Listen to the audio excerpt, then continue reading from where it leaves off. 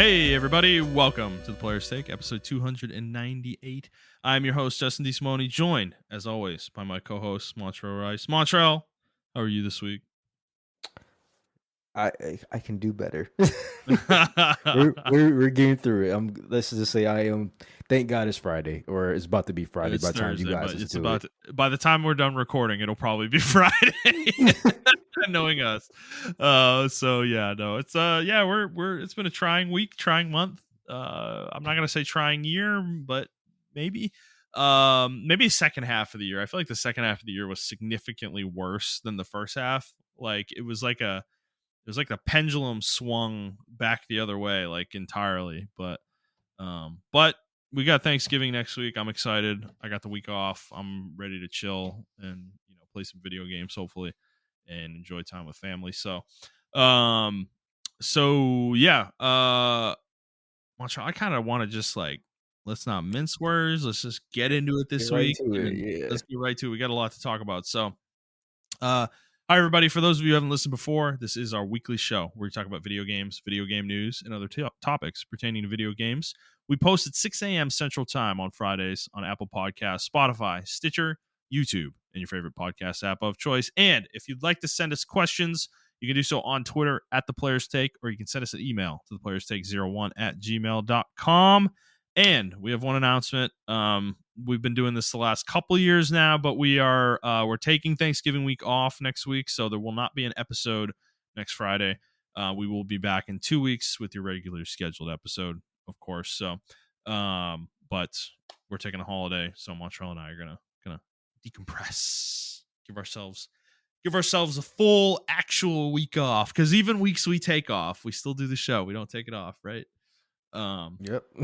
But this will be nice. So we'll be back in 2 weeks. But Montreal, I wanted to start with a little thing that happened today that got announced today. So do you remember? I know you follow football somewhat. You follow the Lions, but do you remember a few weeks ago when Saquon Barkley did a backwards hurdle in the middle of a game over a dude? Yeah.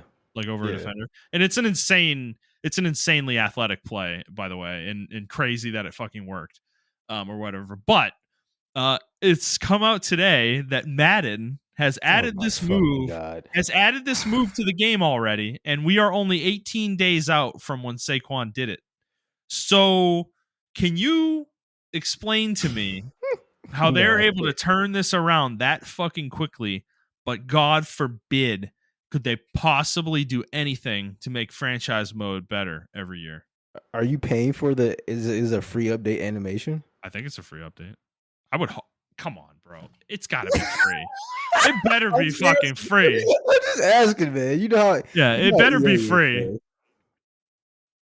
I don't know, man. I feel like every time I talk about Madden or anything like that, like my friends hate me for it because they love Madden, and in their eyes Madden can do no wrong. But all it does is do wrong. Bro, don't ever insert me into those group chats, dude. I know you probably get kicked out again. I'm gonna get myself blocked immediately. Yeah, like that's why I don't bring it up. Yeah. But I don't know. I think, I mean, to your point though, like they added it instantaneously, so they can add other modes and they can add other stuff. They just choose not to. They have the capital to do it and everything like that. Yeah. I remember, like, our good friend Chris. He's a part of the Buddies podcast. His buddy actually made our logo that we're using. Yeah. But yeah, Chris, love Chris to death, but man, I do not like. He's a Madden fanboy, and I don't think he knows it. Yeah. He was like, well, not that many people were playing franchise mode anyway, and I'm like, all right, Chris, you got it, man. I can't. I can't do anything else. I can't do anything else anyway. Like that was the last. That was like last year. I think I said I talked to him about it, and he said that. I was just like, yeah, you know what? I can't do anything about it anymore. I mean, it's the same thing with 2K. I don't understand why we're still having these conversations about 2K. I mean, 2K literally made a Fortnite game inside their own game. Yeah. you know what people said? Oh, you don't have to pay for it. I mean, you don't have to. It's you got to pay for it to play it. So if you don't want to play it, don't pay it or whatever. And I'm like, it doesn't fucking matter. Like, how long have y'all been asked for other features and they just made a Fortnite game inside of a basketball game? Right. You know, yeah, like 100%. So I don't get it anymore. And that's why I don't talk about sports games anymore. Like I don't. No, we're in a different space. I think you and I are in a different space from most people with this. Unfortunately, it's just one of those things that like I don't. It's been happening for 25 years, though. No, I can't say 25. 15 years. It's been happening for 15 years. You know? Well, maybe 10. That's probably no 50. I mean, I think the discussions about Madden not doing enough every year have been happening much longer than 15 years. I'd say I would go back to like the early aughts probably. Okay. But I think the microtransaction stuff did start about 15 years ago. So okay, yeah, it's at this point I can't defend it anymore. I think we've gotten so used to microtransactions and everything to the point there people are just like actually defending microtransactions and stuff like that, and I'm just like, you know, it's okay. Like, you guys have a gambling problem, and I understand. It's called microtransactions. Cool. Yeah. Like, no, I think it is that literal though. I think it's an addiction thing, and they feel like we're attacking them. Yeah, they don't understand we're trying to help them, but it's just like right, 100%. Yeah. So yeah, so it's fine. Let's drop that part. But man, come on, 18 days for them to fucking rig up this animation and come up with it. I don't know what it looks like. Maybe it doesn't look that good. I don't fucking know, dude. But you know, you guys have the manpower to do a lot. I feel like EA. Like, I don't know. Do more. They have the why do more? I'm going to get $1 billion every year anyway. It's true. It's true. we have proven that they don't have to do more. We keep buying it. I guarantee you, they are probably working on an AI model that can push out Madden every year. Guarantee fucking. And they don't have to. They don't even have to pay anybody to make the game. Exactly. I think a lot of companies are probably working on shit like that. So, all right. Well, let's leave Madden behind before we get into a 30-minute fucking side rant about it, and let's talk about what we've been playing. So I'll go first. Did we play League this week? I don't even remember. Did we play Saturday, Friday? I think we played once. We played. I want to say it was Friday. Friday. Yeah, something like that. Well, given that I can't remember, I don't have a whole lot to say about League. so I'm gonna move on to the other games I've been playing, which I'll start with Europa Universalis. I have still been playing this. Like I said, I've been doing this for weeks now, where I've been like flip-flopping between these 3 games and playing them for like days at a time, and then moving on to the next one, and then going back and whatnot. So Europa was the early part of this week into the weekend. And I've got my India playthrough that I'm doing, and I have I think I'm at the point where I'm kind of done with it. I think I'm in 1960 right now, somewhere around 1960 or 1950, or sorry, 1760, 1750-ish. And I have conquered what is modern India entirely, and then I've also conquered a huge chunk of Malaysia, as well as some of the island chains in Southeast Asia as well. And I think I don't have much more that I want to do with this playthrough, so I think I'm going to move on from it at this point. I've kind of achieved what I wanted. I learned the game, like I understand the game a lot better now, so I think I'm gonna pick a different nation to start as, and have a different set of goals to work with. So I've been having fun with that. And also been playing retail World of Warcraft as well. Continue to play this. So I think I've talked about this pretty extensively, but you know, just to kind of give, I think I'm at the point, and sorry, Andy, you know, he's just been too slow on the trigger with this one. I think I'm gonna drop it soon. Like I think I'm hitting my wall with it. Is that the gear grind in this game is just boring as hell. Like, it's just not interesting at all. It's literally just running the same content over and over again for random drops that may or may not be upgrades for you. And if they are upgrades, you put them on. If they're not, you don't. It's as simple as that.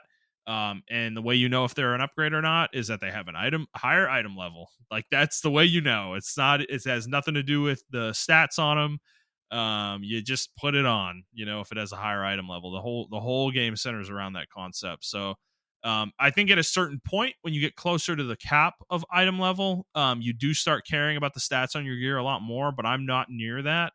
I'm about 40. I think I'm 40 item levels or so away from that. And I would have to start. This is the thing. I've been doing delves, messing around with instances a little bit, like doing the story mode of instances to kind of learn them and figure them out, to prepare for maybe going into mythic dungeons and mythic plus dungeons, which is kind of the hardcore content in World of Warcraft nowadays, is 5-man like challenge versions of dungeons and stuff.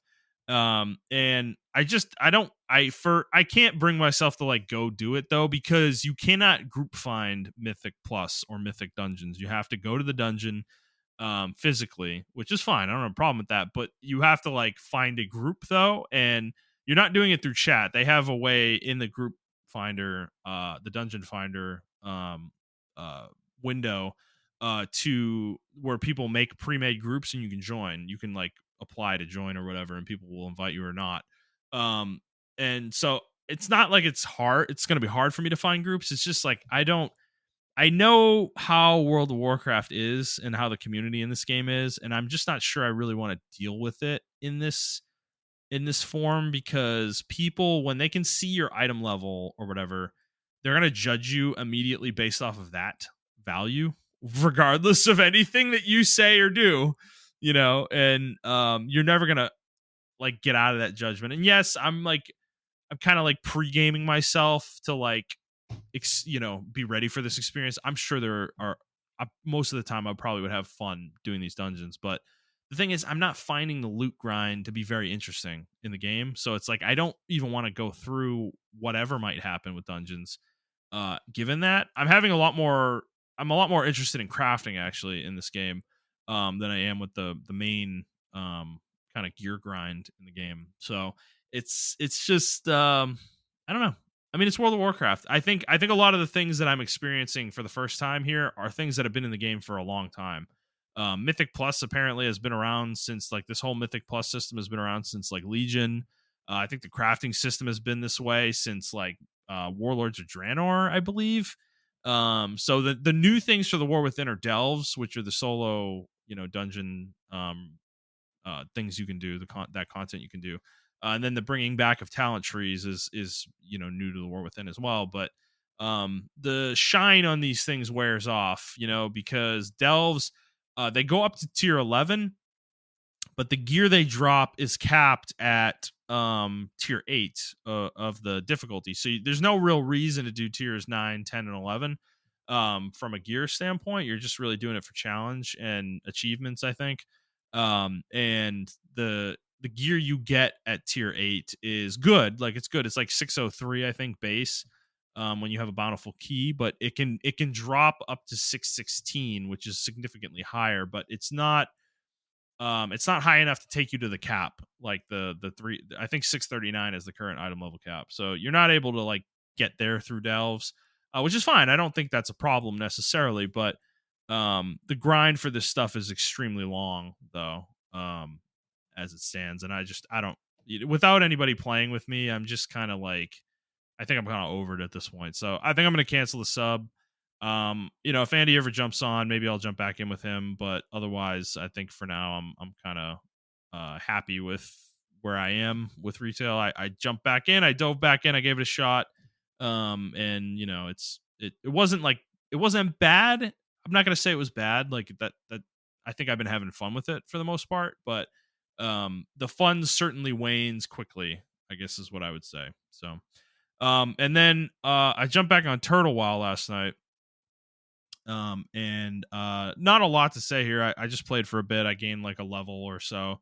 I'm level 55 on the Hunter now, very close to level cap. Ran to Ungoro Crater, pretty much logged out there, and having fun with this too. The new patch with the rebalance classes and everything is cool. It's nice. I liked some of the changes they made. My hunter feels really good. And some of the other stuff that I am not spec'd into, like survival and beast mastery, I definitely want to try at some point. So there's some really cool stuff going on Turtle Wild too that I like some of the changes they're making there. Um, so yeah, it's actually interesting because most of my session I was in Fellwood and I was doing a couple quests that took me to this place called the Shadowhold. And I totally forgot about this place, but it is this gigantic labyrinthine underground like barrow den basically that's been taken over by enemies. And it's this huge complex, and at the very end of it there's this like high level elite dreadlord at the end of it, which is it's like this really cool area. It's like super cool. There's tons of quests in here. It sends you back in a couple times. It's a lot. It takes a lot of time to go through, but it was a really cool area. And that's the kind of stuff that like I feel like retail is missing, is these just interesting environments. Like I think there are interesting environments in retail, don't get me wrong, but I don't think the game is focused on creating like an immersive lore experience anymore, and that's I play I play like classic for a bit and I already get that within a few hours. It's like it's just a different feel. So um so yeah, that's pretty much all I have been playing right now. Montreal, what about you? What have you been playing this week? And all I've been playing is Dragon Age. I'm getting to the point now where I think I need a golden path. The story's kind of slowed down a bit. Um, I'm in the late. I'm level 35, which I guess by this time is late game, mid to late game.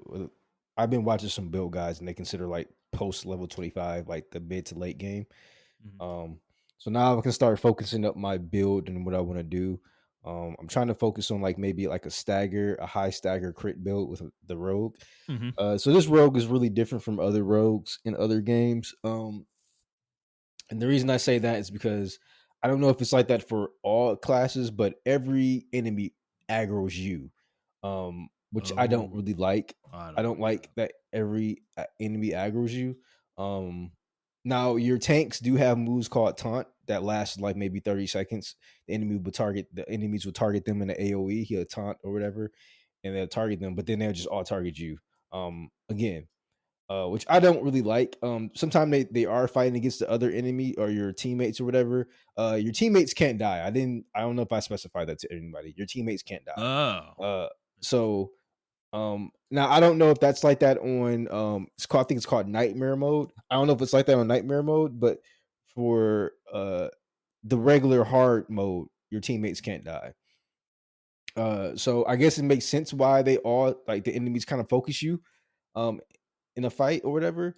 Um but you do get stuff like when you're casting your spells, at least for the rogue, when you're casting your spells, you are invincible during that time you're casting your spells and everything like that. So when you're doing your attack spells and everything like that, you have like invincibility frames that entire time. So my idea is to try to limit my cooldowns and gain more momentum. So that is exclusive to the rogue. I did find that out. Momentum is a resource that you use for your abilities, like I mentioned earlier. Um, and You gain momentum by perfect dodging or by attacking or by parrying.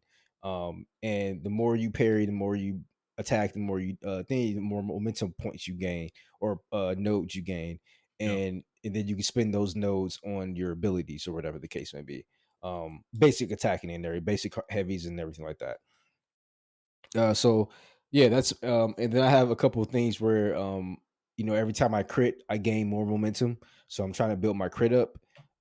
So every time I'm critting, I can get more momentum like that. So it's stacking like a lot more momentum and everything like that. So I'm constantly having my attacks up, and I can constantly spam my attacks or whatever. So that's why I'm building my roads to be like a really high DPS character. Kind of a risk reward because if I fuck up, I can get fucked up, Mm. or whatever the case may be. Um, so that's and there are other versions of the rogue as well. Like you have one where you can basically like a bow and arrow type rogue. They have one where you're like a traps. You focus on traps and everything of that nature. Mm-hmm. Type rogue, and they got the dual daggers rogue and everything like that. So I think the 3 rogue paths you can go down is pretty okay. Yeah. I think the items and everything, the items aren't just, I would say for the first 25 levels, they are just like pick the best gear you can pick. High level stats or whatever. But then after 25, you can start gearing your character towards where you want it to be.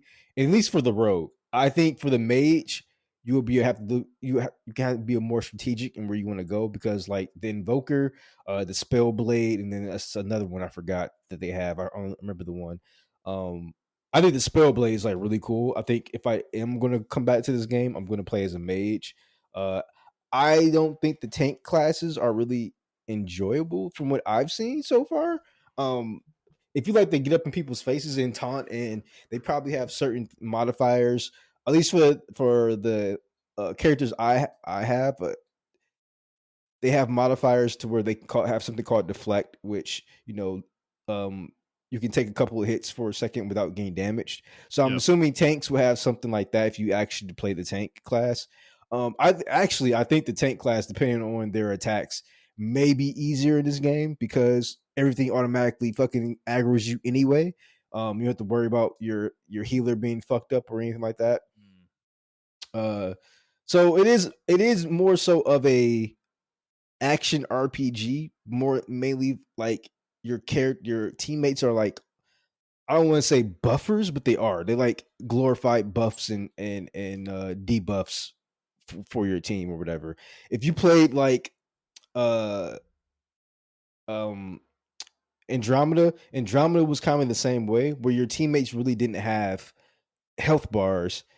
But they had like, all sorts of stuff they can combo your attacks with and everything like that, buffs and debuffs and stuff like that. So it looks like they went with that approach with the game, which I'm not a big fan of, personally, which is why the game is not a perfect 10 or 9 like IGN gave it, because I don't like that. I do like in Dragon Age that my characters had health and they could go down and stuff like that. Um, I do like having a party that I have to build. Now, I will say this: they do have parties that you have to build for certain enemies. You do have to be strategic about how you do fight the enemies. You can't just put any old willy nilly party together, especially in the harder difficulties. Because if you do, then you are like skill up to saying you're hitting like a wet noodle, and the health is a lot. Yeah. But if you put together the right team and everything like that, the fights are not easier, but a lot more manageable, and you can get you can start willing down like high HP enemies and stuff of that nature. Yeah. So like I said at the beginning of this journey that it's an 8. I can't put it below a 7, but it's not higher than a 9. I'm gonna give it like a solid 8, 7.5 to 8. I think I've played enough. I played like 35 hours of the game to where I can sufficiently grade it. I did run into like one of the cringe parts of the game, another cringe part of the game where two teammates were like kind of arguing with each other. I have a necromancer and then like a dragon lady or whatever. And the necromancer talks about, he's not your typical necromancer. He's like a necromancer that's like, like a high fashion type dude or whatever. And he looks at like necromancy as like this very esteemed position to be in, kind of like a high wizard or whatever, if you can think of that or whatever. And yeah, he does talk about like, all the science of necromancy and, what they have to do, with the walkers have to do and all other stuff like that. So she doesn't like that. She's like, I don't like when you talk about dead people. I don't like when you reanimate shit. They smell smelly and shit like that. Like she's literally talking like this to him because she's like a straightforward, like, BC food, be eat food type person. So yeah, they argued, and then it was like a Saturday morning cartoon thing. It was like, well, if you don't like about talk about, she doesn't like when you talk about this. Can you talk about this when you with her? And Tosh, when you're talking to him, don't talk to him in that attitude. Try to talk to him about this. And they're like, you're right. And I was like, yeah, this is extremely corny. Like, I was like, this is like, yeah. It's like, yes, that would probably happen in the real world, but it's like, I get what they're talking about. I don't feel like it was an HR thing. What I got from it, it was like Saturday morning special cartoon. That's what I got from it. Like, you're watching PBS and, there's a Sesame Street and you're like, and this is how Elmo handled this one. Like, is that okay, Elmo? And Elmo's like, no, that's not okay. And it's over whatever the case may be. So that's that shit has to go. That shit cannot be in Mass Effect. Like, okay. I'm glad people have, I think, even called it out. Hopefully they don't ignore it, because that is like a major thing. I do not, as much as I like this game, I don't like the character conflicts. I like the character conflicts. It was going in a really interesting place, but then my character came in and just solved it and was like, hey man, you know what? This is how we're gonna do it. And everyone's like, yay. And I was like, okay. I don't need conflict. Like, I don't need like everyone to be like, oh, I fucking hate you. I'm gonna fucking gnaw your eyes out, or whatever the case may be. I don't need Talion Legion conflict all the fucking time. But what I do need is like, a little bit more nuance to how I solve the problem. I really do think they should go back to the Paragon system, the Paragon and Renegade system. I know it was a bit, black and white, but I feel like you had to be more strategic in what you said to people, instead of like, all these RPGs now are doing the whole, and it's not just like Dragon Age doing it. Like, I think The Witcher did it as well. Fallout definitely did it, where they're like, oh, this Justin didn't like that. Justin disapproved of that. I don't care. Like, I'm sorry, I don't care what Justin thinks. I'm saying, like, shit. I'm just saying, like, I don't care. Okay. Like, if I'm making a major decision, and like, it should be like, that was a bad decision or whatever, or this was like a renegade decision, or like a really hard.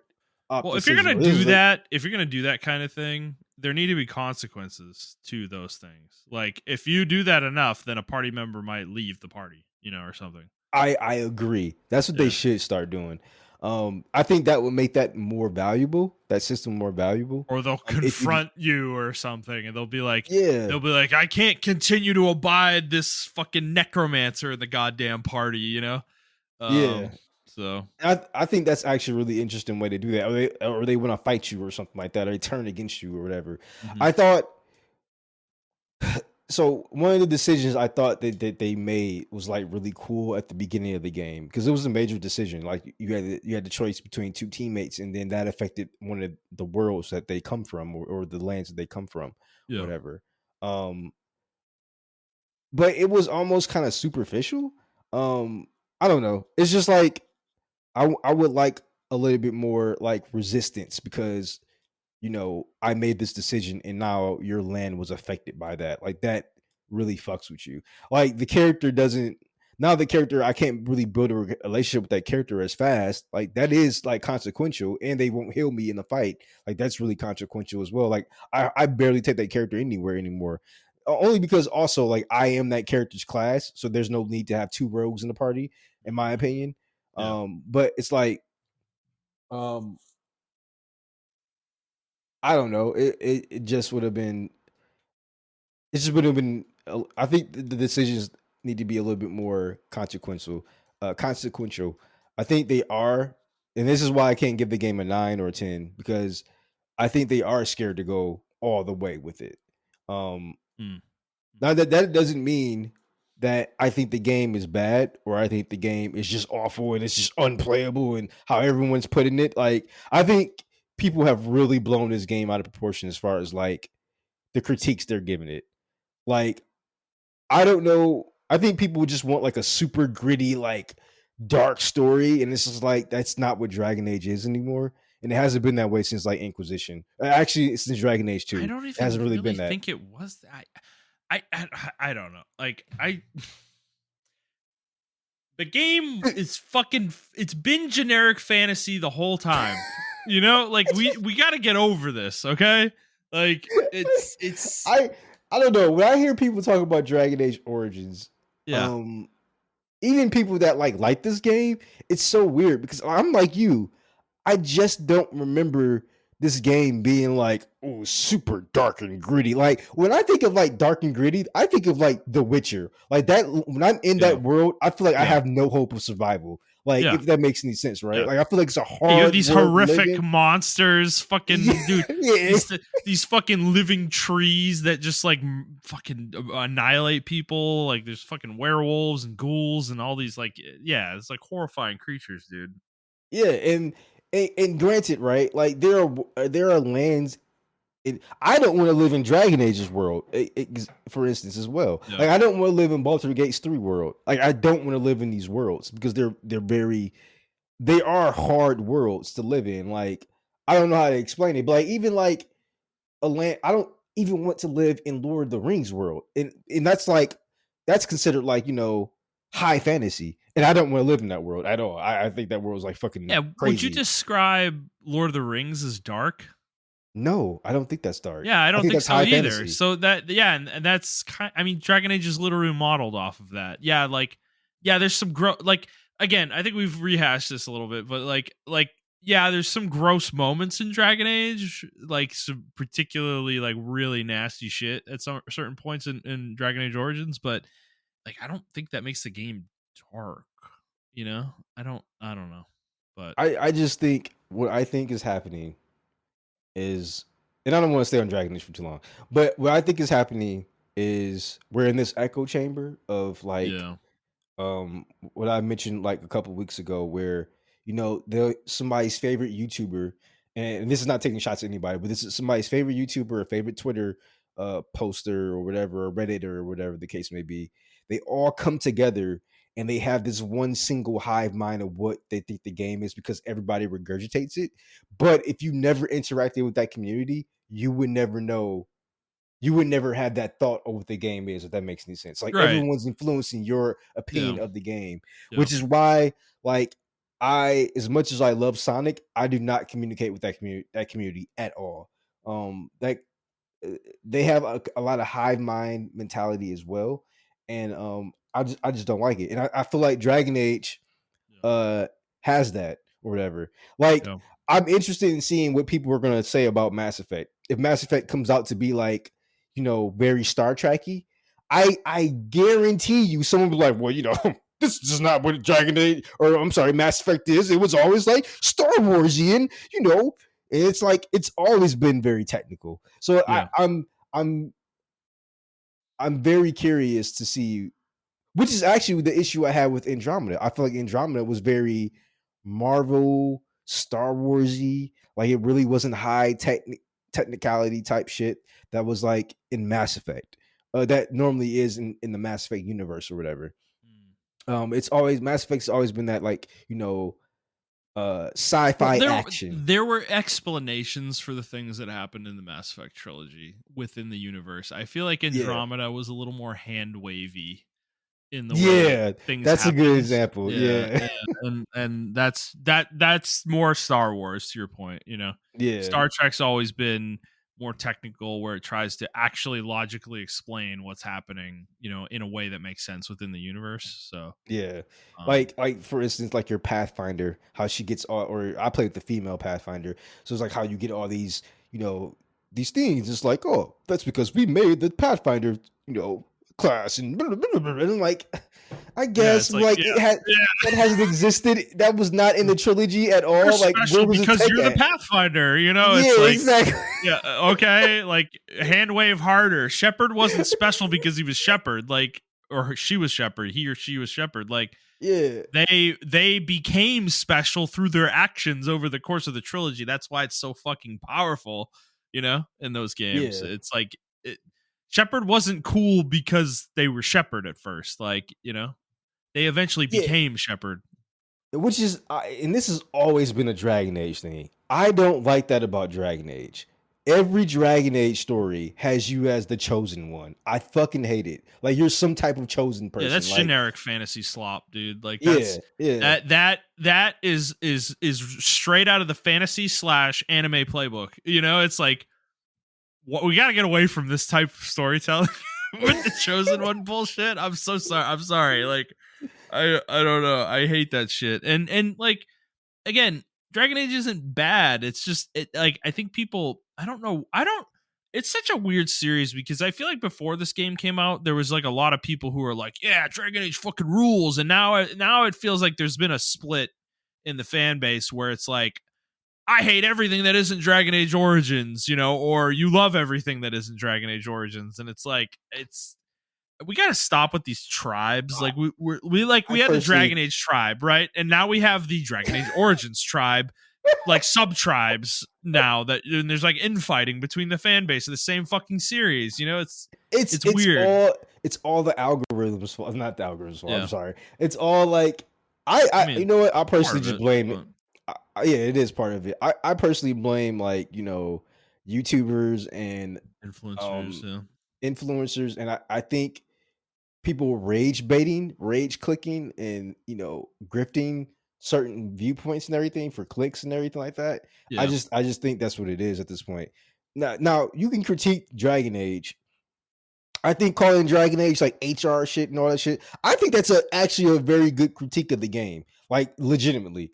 But like to say that it's just downright trash, I can't agree with that. Like I personally just can't agree with that. I like all the Dragon Ages except for Dragon Age 2. I personally fucking hate Dragon Age 2. But I love Origins.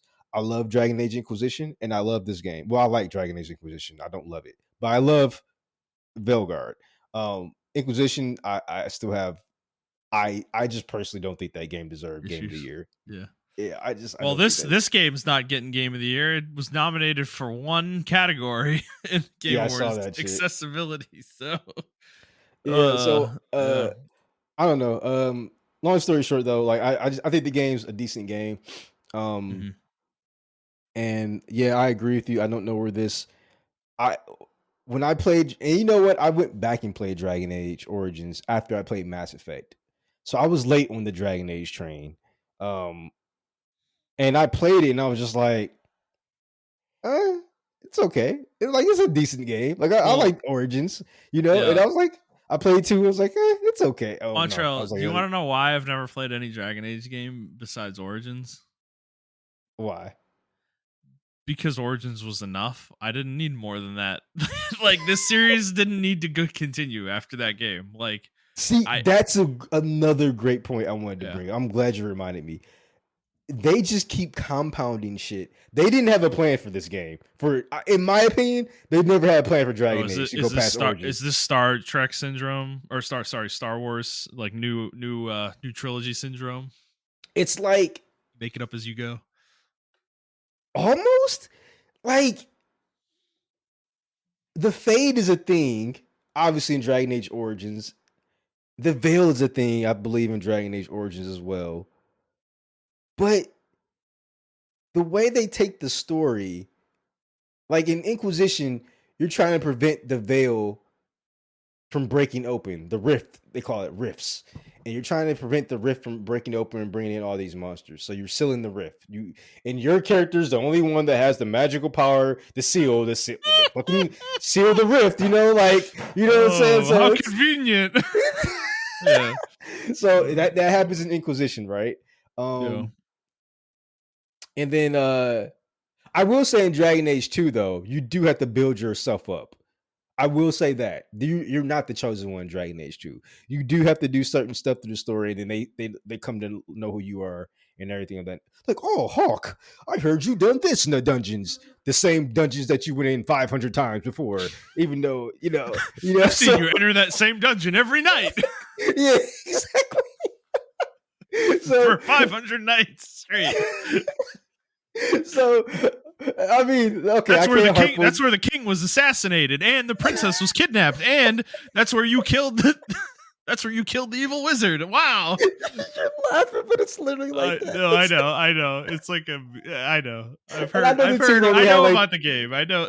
Yeah, I know the team only had like 10 months to get it done, so I'm not gonna like bash on it. But it is funny. That's exactly what it is. Like, oh, you're gonna go to this field. Every major event in the city's history takes place like over a 2-year period. Takes place in the same alleyway. It's like So,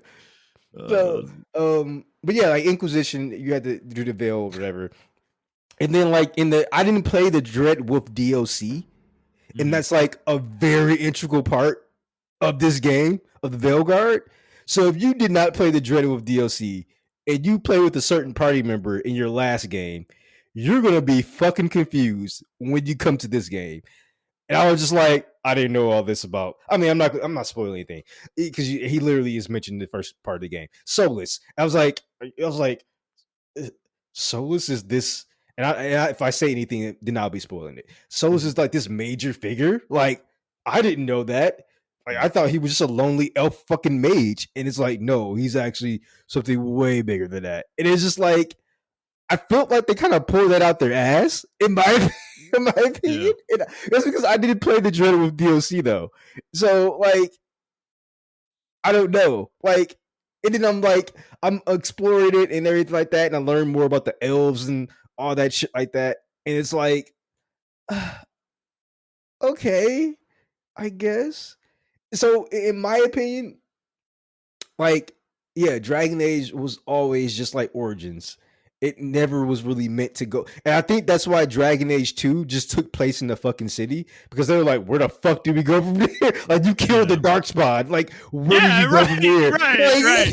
You vanquished the evil enemy horde. You know, it's like, I don't know where you go from there, bro. You know, you banished him back to fucking Mordor. Like, you know, like, I don't know. Right. Yeah. So yeah, like, I don't know. That is my gripe with the entire series. I don't, like you said, the series has always been kind of mid to me.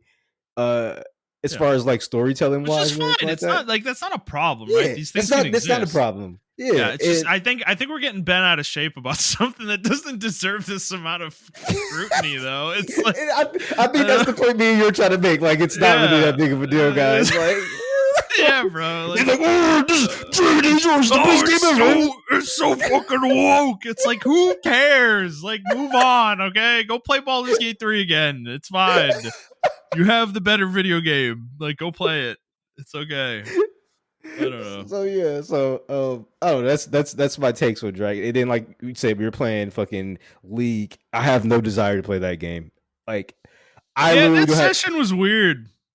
Dude, unless you are telling me to play with y'all, I'm never playing that shit solo ever again. I'm never doing that shit. You say this. How many? I wish somebody could scrub the podcast. No. How many times you've done this shit? This time is legitimately different. Yeah. Okay. This is the one. Okay. I'm dead serious. Like, I have literally no desire to play this game without y'all. Like, Montrell, I don't want to play it solo. Be careful. Do not express this on the Discord when Brad is around, okay? Because he's gonna make his Dota pitch to you like he did to me this week. I'm not gonna do that. Oh my god! I mean, like, I would join the. You don't want to play Dota, Montrell? You don't want to learn? You don't want to learn how to play Templar Assassin? Doesn't she sound so cool? She sounds like Katarina on steroids. I am okay. No, she's an auto attacking fucking monster, bro. Like, actually, like she's one of the hardest carries in Dota. Yeah, but so she's fun. I don't know. League's been in a weird spot for me.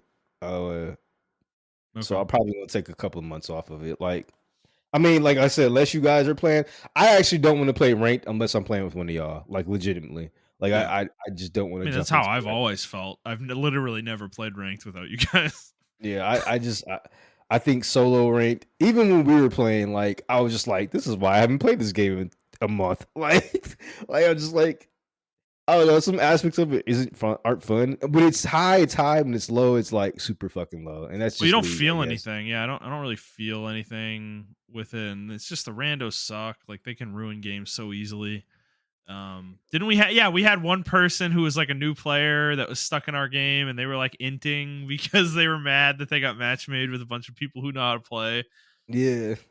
Which is a legitimate complaint, by the way. I think that was a legit complaint. But I agree, but it's just not the way to handle it, though, if you're that player. You know? It's like, just do your best, dude. We get it. You're going to be fucking 3-18. It's okay, man. Like, just try to play the game with us, though, and impact the game instead of being a fucking baby.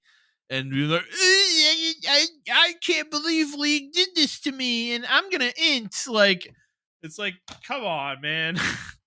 but whatever. They're just joining the rest of the community, so it's fine. They're being trained. They're being trained to be toxic. So well, I am glad that Salty said what I've been thinking this entire season, that this season is fucking awful to climb. And he said the one thing that we both said, everyone's and it looks like it's impacting like mid tier, mid elo to high elo play as well. Everyone's mental is just fucking shot, bro. Like, yeah, we've all been playing the game too long. I think everybody needs to just take a year off from League. Well, he was saying like even with the randos he played with, like they just like they die one time and their mental is just shot. That's the entire game. He's like, no one wants to climb anymore. Like, it's kind of crazy. And I'm like, yeah, that's been my ranked experience this entire season.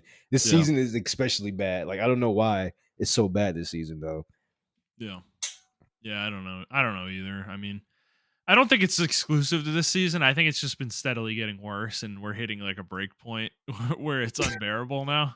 Yeah. And it's really just become super noticeable. It's always been like this, but it's just really bad now. It's really it's super bad now. But yeah, I mean that's all I've been playing this week though. So okay, well, yeah, I know. I mean, Turtle Wow is happening right now though. Jet's jumping back in there. He's gotten a level 40, I think, with his shaman, and Brad and Hunter are playing, Brian's playing. So I mean, you should join us, man.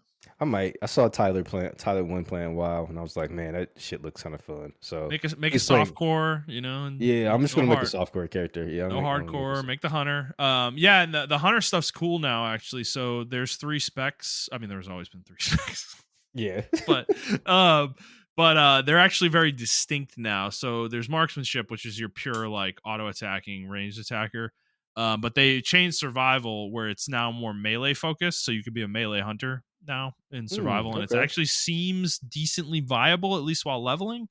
From what I've seen, I don't know if it's like raid viable or anything like that, but I don't. That's not really a concern, I don't think, for anybody we're playing with right now. And then the Beastmaster tree is, it's the same thing. It's your pet being, kind of on steroids or whatever, but they did enhance it somewhat to make it more powerful and viable in vanilla. So I think all 3 specs are actually in a pretty good spot, or at least it feels that way. So you can do some interesting builds that you wouldn't have been able to do before. So okay, worth checking out for sure. I'm like, it's interesting enough to the point where I like the melee stuff. I want to make a second hunter and level it as survival just to see how it plays. Yeah, melee hunter sounds really cool. Actually, I might do a melee hunter because you can set traps and stuff with a melee hunter, right? Well, yeah. So the capstone for it is that you can use traps in combat. So, which is not normal. You normally can't set them during combat. You have to set them up beforehand. Yeah.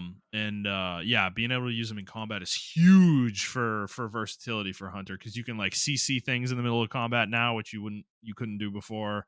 And you can put dots and AoE traps down that do AoE damage, or slow trap down that isn't a giant AoE slow, and stuff. So you have a lot of versatility, and they actually took away, when they first introduced the hunter melee aspect, it was aspect of the wolf.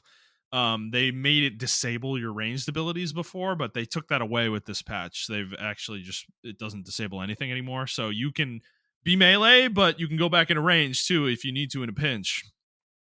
So you have access to the full suite of abilities now, and it's like it just sounds like a really interesting spec. Especially what I want to do is make that hunter and play PvP with it, like do a melee hunter in PvP.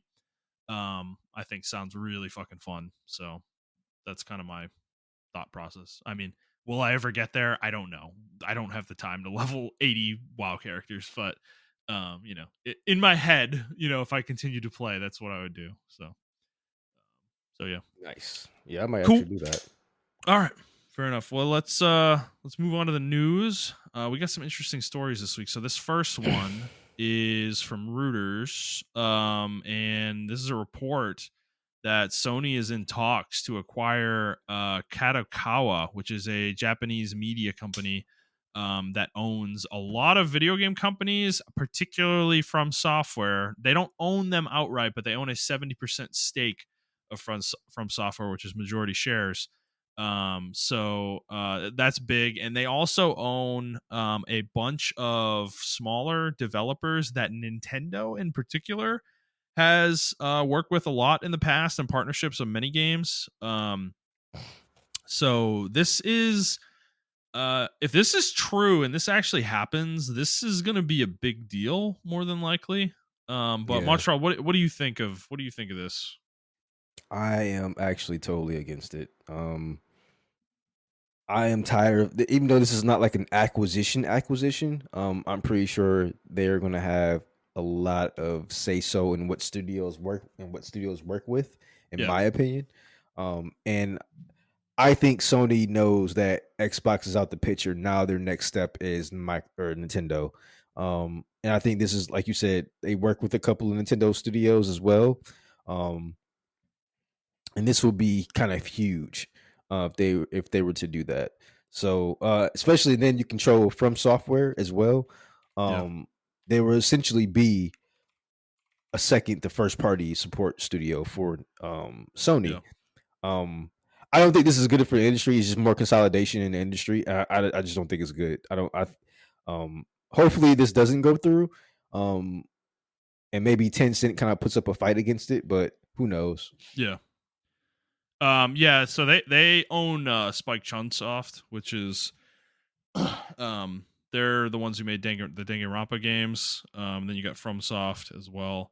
And I agree with you. I'm totally against this as well. I don't think Sony owning FromSoft is a good for anybody. Yeah, Because they actually own 14% of FromSoft now. So if they acquired Kadokawa, they'd be up to 84%. And obviously would have majority ownership basically and would be able to tell them what to do. Would Sony make their games exclusive to PlayStation? I don't believe they would.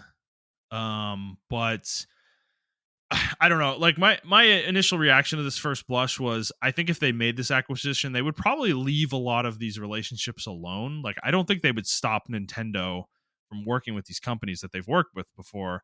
Like Spike Chunsoft, Acquire, which is actually the developer of Octopath Traveler.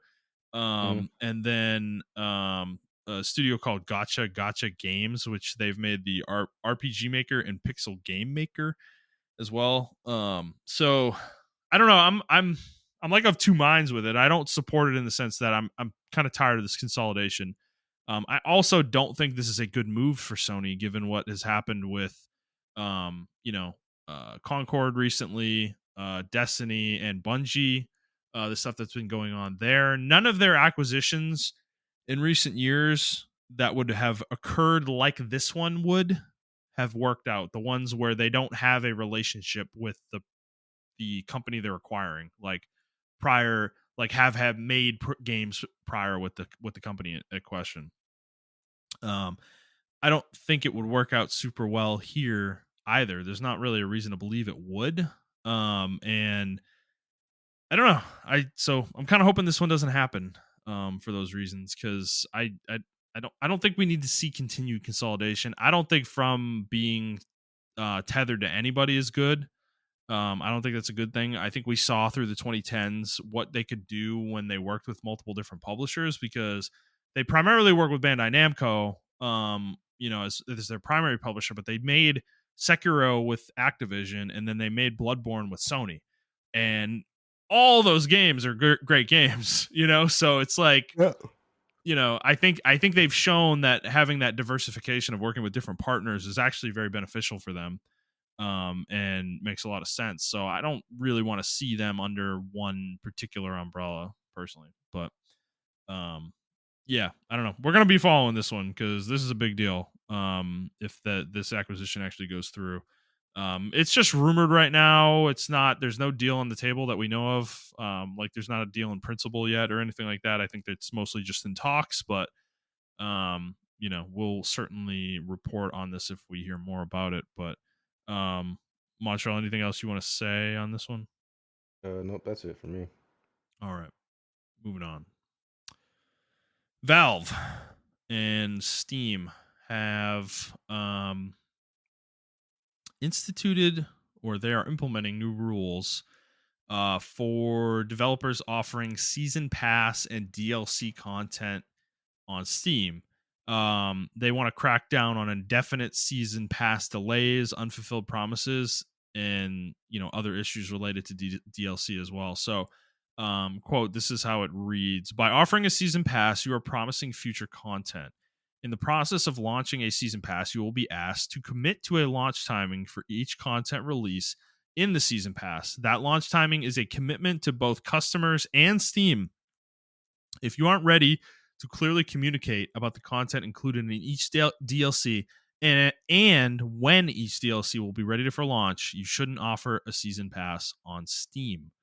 End quote. And they're going to be requiring developers to include a complete list of all DLC that's included in the season pass, a description of the content included in each, and an expected release window, quarter, season, or year expected for the release of these things. So, um, this is interesting. I mean,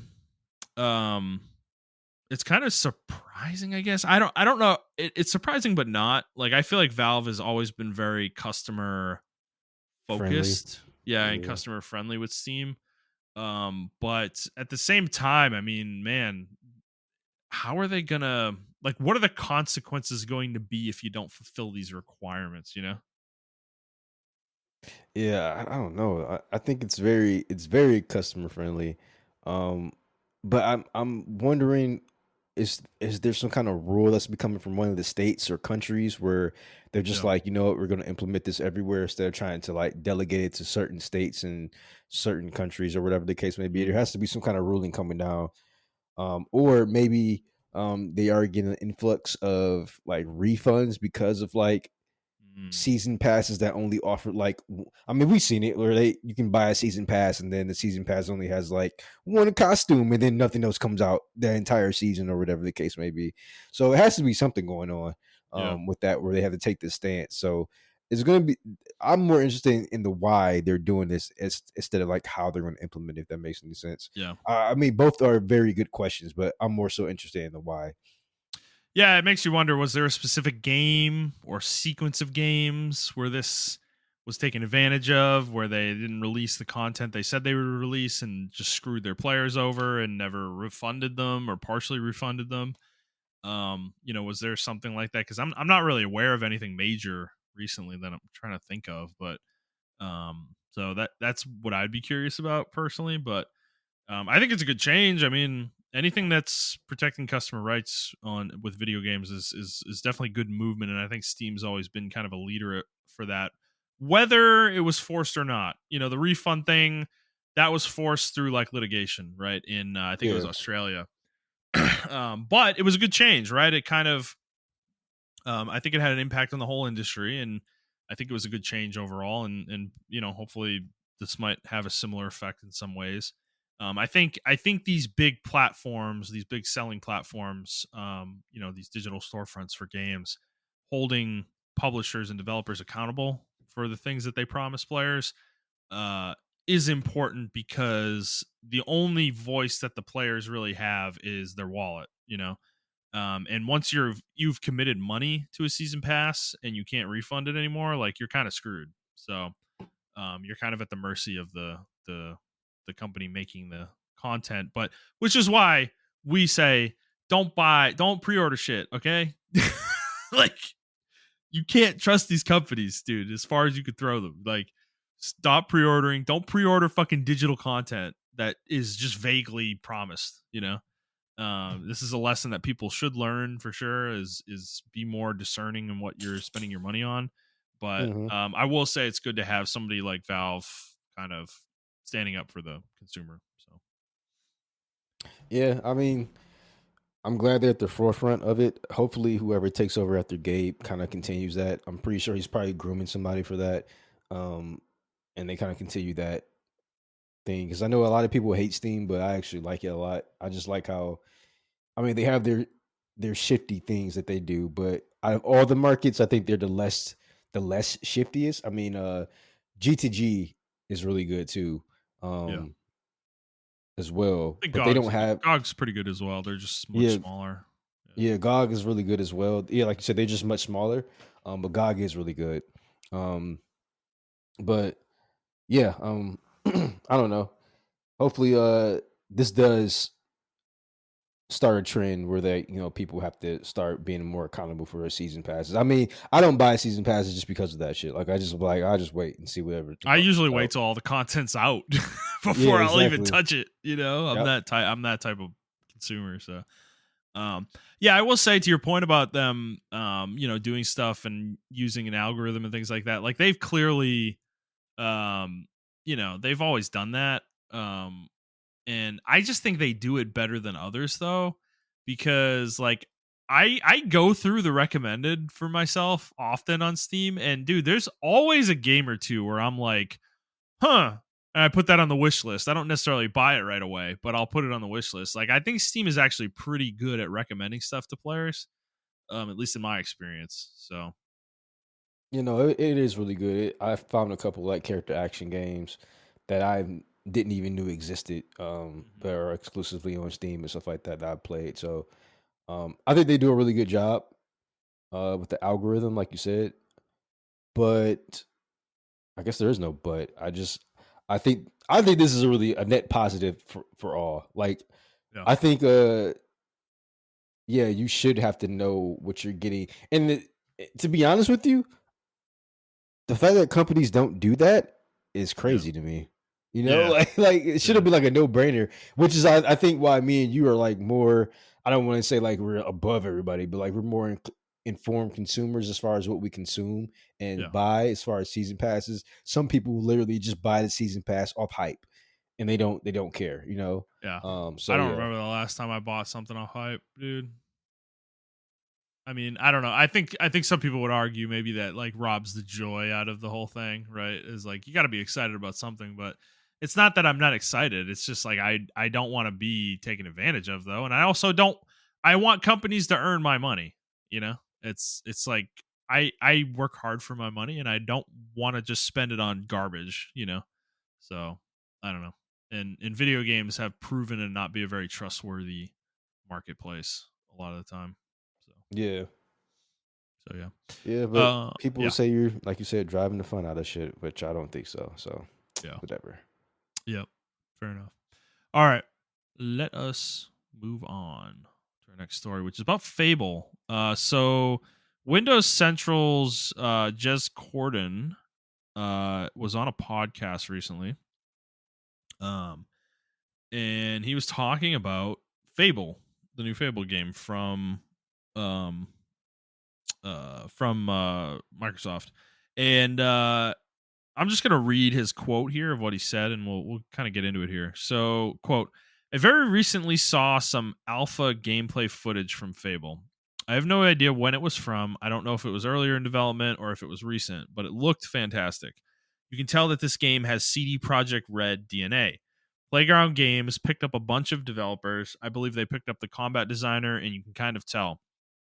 I'm not saying it's 100% one-to-one with The Witcher because it's not, but you can kind of tell with that melee combat, the pirouettes, the dodging, the seamless hack and slash into an execution, which looks really cool.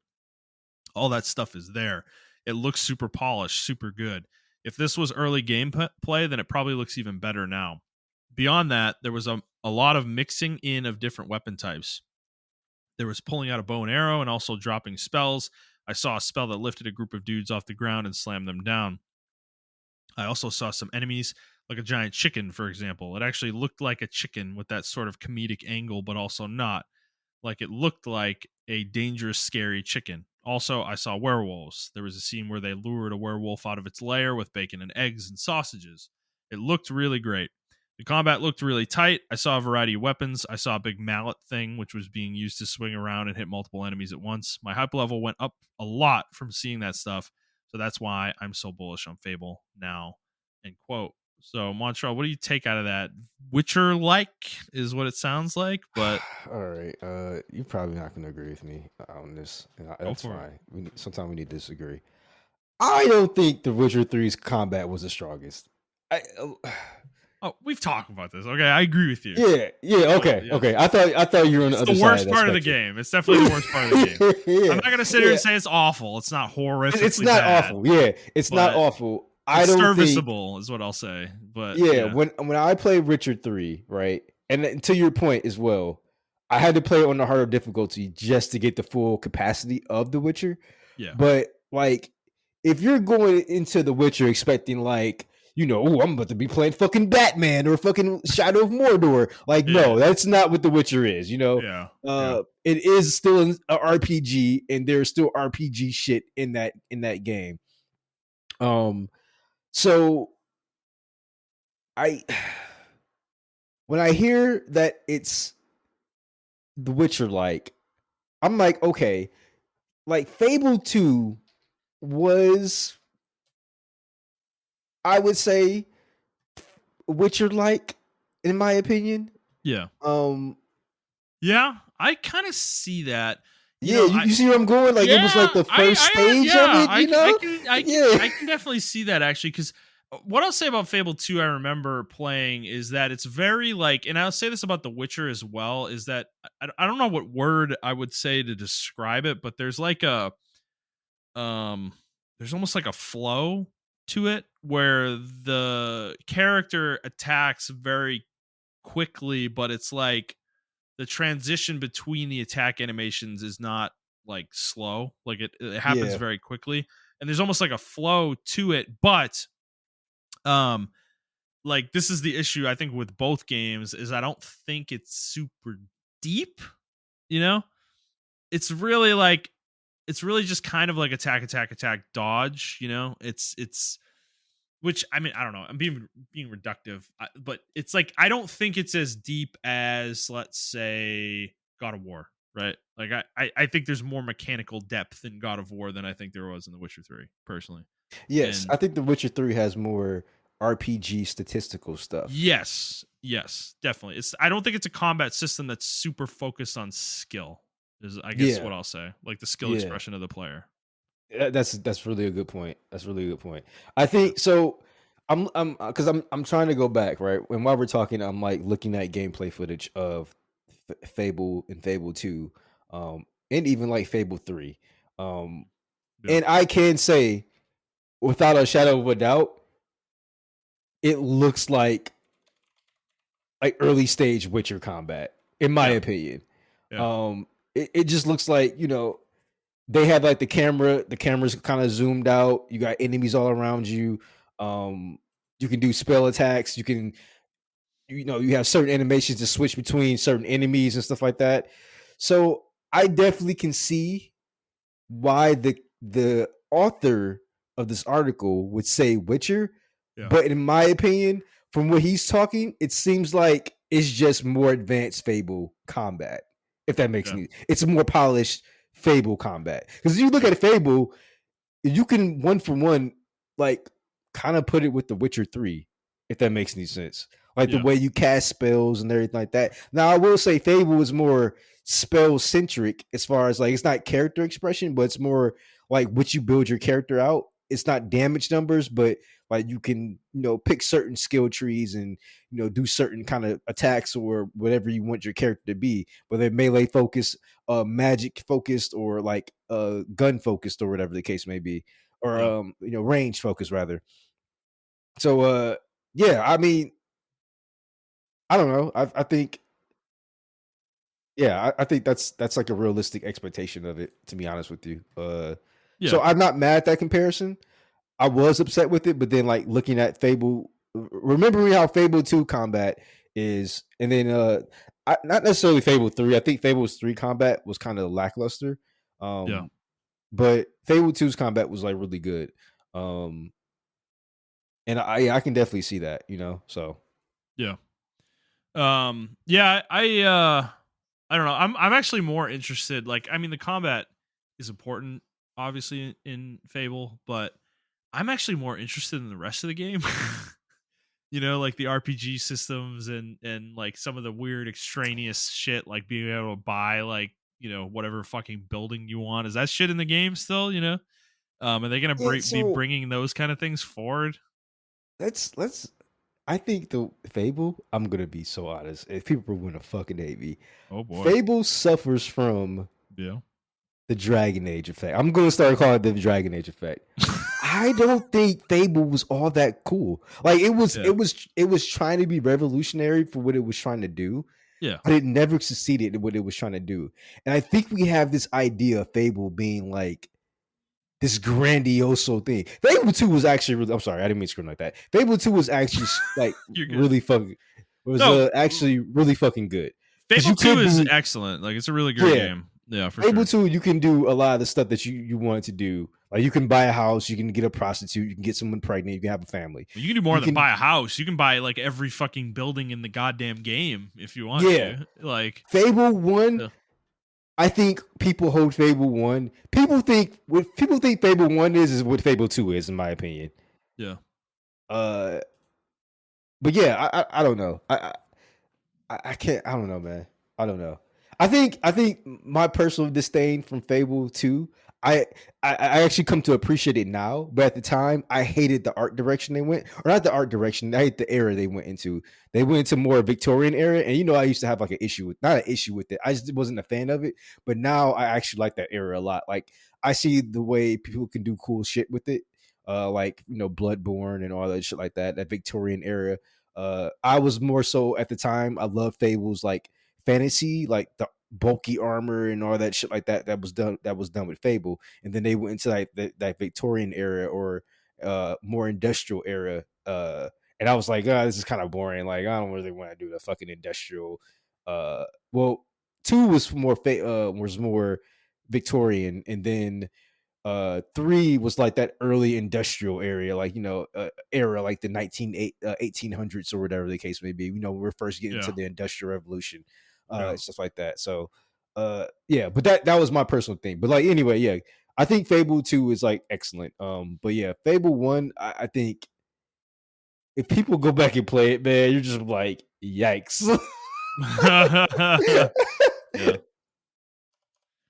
Yeah. I haven't played Fable since probably 2007 or 2008, like Fable 2. That was the last time I played. Like I only played Fable 2. I don't even beat it, I think. But I played it for, I don't know, 20 or 30 hours back in the day. And I'm like kind of wondering, do you know if it's accessible through back compat? It is. Yeah, it is. Yeah, they have actually. Yeah. They have I think they have a collection actually. Okay. On Xbox. I almost want to go back and play them. I think you can actually play it on PC. Okay. Oh yeah, it's definitely on Steam. Yeah. You're right for sure. Yeah, I almost want to go back and play them because, like, dude, it's been a long ass time since I played the Fable games. I highly recommend you play Fable 1, and you're gonna be like, "What the fuck is this?"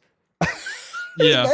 I know you're gonna do that. You're gonna be like, "What the fuck is this shit?" Yeah.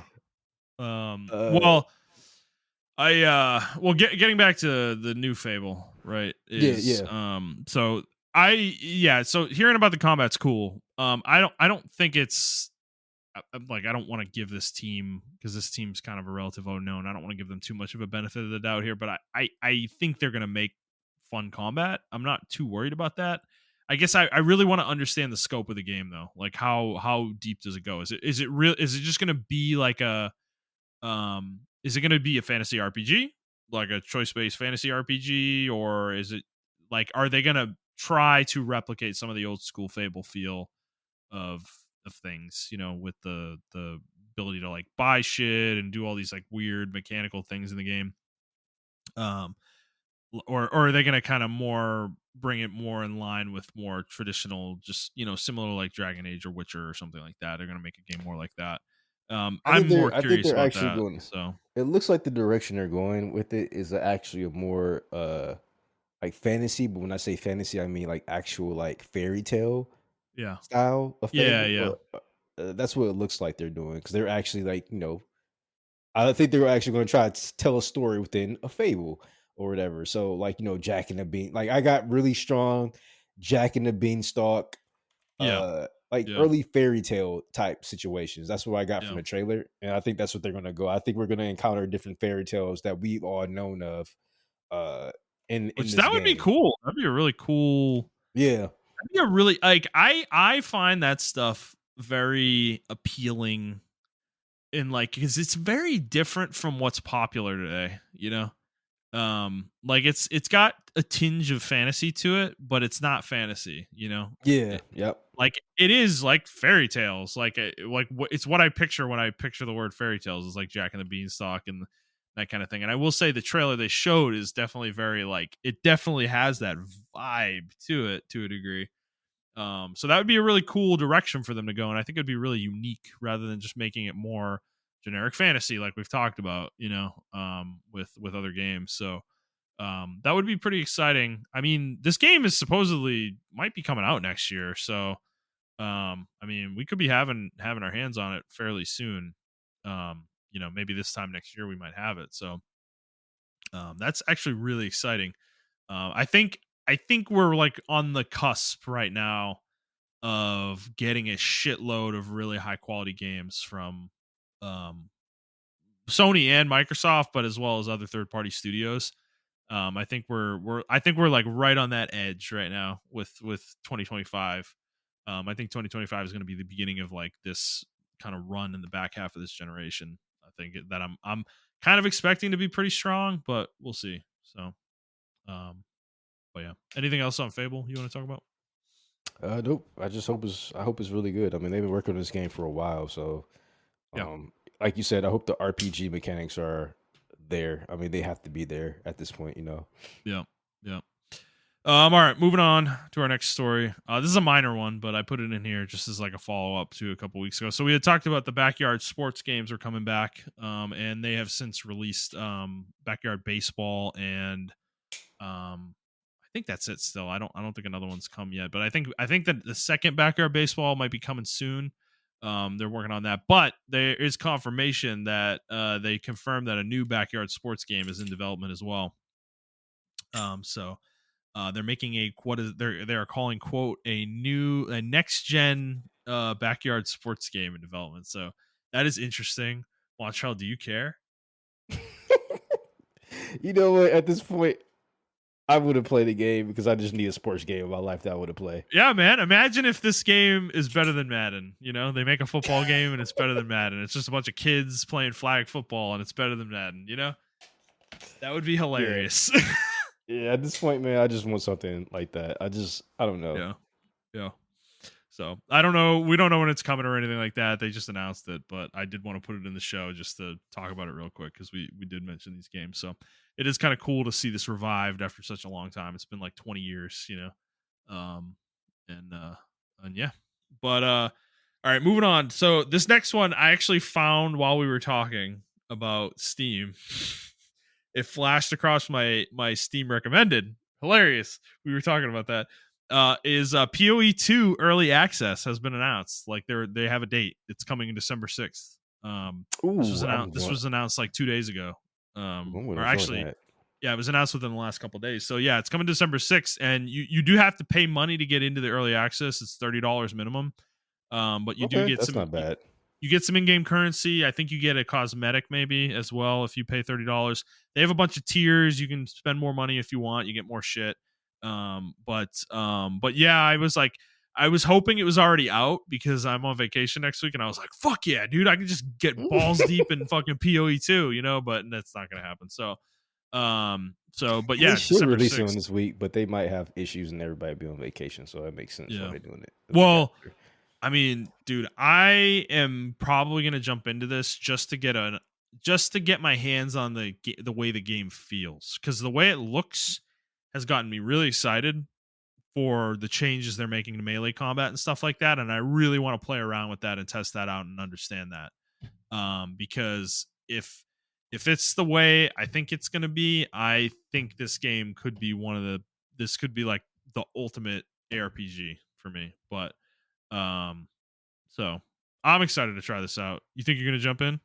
Hell yeah! When you showed me this gameplay, you're like, man, look at the gameplay. When they dropped it a couple months ago, I was like, yo, this looks so fucking. This looks like what I want Diablo to be. Like, I was just like, yeah, this looks really fucking dope, man. I can't wait for it to come out. Yeah. Well, it's funny. Diablo's on sale right now. Diablo 4, the new expansion. They put it on sale for $30 after this was really? This was announced. So, bro, Blizzard is scared, man. They are scared of this fucking game, man. They have reason to be. I mean, they have innovated in the space where Blizzard is not. So, I don't know. Part of me almost wants to go check out Vessel of Hatred and see, because from what I've heard, people are saying that the game is in a decent place, but I just had such a negative view of the game at launch that it's like it's hard to get out of my head. And see, that's what I I'm don't know. talking about right there, man. I don't like that. I don't like that we were the first ones to buy. We bought this game. We have this game. Yeah. We bought into it, and it was just such a boring for me personally. It was such a boring experience. And maybe they did turn the game around, right? But it's just like I don't care. Like, oh man, it's a good game now. You know, it's like we got sacrificed, Montrell. Like we're the guinea pigs. Like we were the guinea pigs for them to find out how to make the game good. You know, it's like it's frustrating. It really is frustrating because I don't have a desire to go back. Really, exactly. You know, it's like I just don't care. I really don't care that much. So I don't know. It's a frustrating one for sure. But PoE 2 though, PoE 2. I'm watching this one. This is going to be a big game, I think. So, well, obviously, I don't even know why I said I think. It's obvious. This game is going to be big. I'm looking at this, man. Diablo might be in trouble, man. If it has the in-game content, it's over for Diablo, man. This is going to suck a lot of players out of their player base. I mean, they're still going to have their hardcores, but people like us, yeah. Well, yeah, for sure. But to be clear, this game is not complete, right? So it's early access, and I think they're approaching it like true early access. There's going to be 3 acts available, I think. And there will be some form of end game, but it sounds like it's going to be some weird stitched together version of what's in PoE 1 to some degree. So it's not like complete to the what vision they have for this game. Okay. So we'll see. I mean, we're probably going to play it, and we'll talk about it here on the show. Yeah, this game looks really dope. I can't wait for it. I just want to get my hands on it, man. Yeah. No, I mean, dude, the animations alone, like, I'm like, dude, some of the combat animations, I'm like, holy shit, dude, this game looks fucking dope. Yeah, no, man. It's like they actually, I don't know, because you know how ARPGs usually have that like auto attacky animation. This one looks like they actually like made the combat just in case it was like, oh, we're gonna make an actual third person, you know, game, and they kind of decided against it at the last minute. I don't know. That's how the animations look for me. Yeah. Okay, Montrell, let's move on to our final story, and this is we're in it. So it's Game Awards. It's the Game Awards season.